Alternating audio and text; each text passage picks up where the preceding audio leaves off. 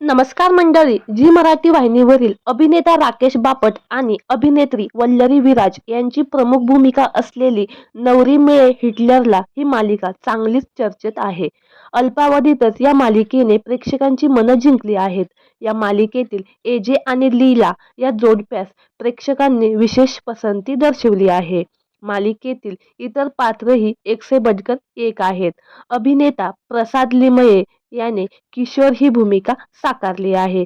किशोर जहागीरदार हे पात्र नकारात्मक आहे.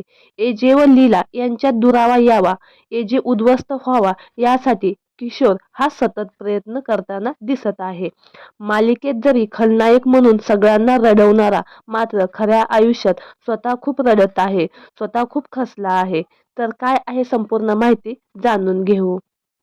कलाकार म्हटलं की कलाकारांना खाजगी आयुष्यात कितीही दुःख असले तरी ते लपवून त्यांना अभिनय करावा लागतो. अशीच एक गोष्ट प्रसाद लिमये यांच्या बाबतीत झाली आहे. अभिनेता प्रसाद लिमये यांचे वडील उपेंद्र लिमये यांचे दीर्घ आजाराने दुःखद निधन झालं आहे. त्यामुळे प्रसाद खूपच खचला आहे.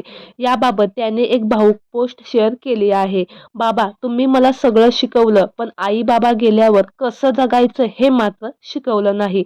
पण बाबा, याची मला गरज नाही, कारण तुमच्या आठवणी माझ्यासाठी खूप आहेत. तुम्ही मला ज्या गोष्टी घेऊन दिल्या आहेत तिला मी मनापासून जपतो. तिला पाहिलं की तुमचा आभास होतो. खूप आठवण येते आई बाबा. दरम्यान प्रसादच्या कामाबद्दल बोलायचं झालं तर पुढचं पाऊल या मालिकेत देखील त्यांनी खलनायकाची भूमिका साकारली होती आणि या भूमिकेमुळेच तो घराघरात जाऊन पोहोचला.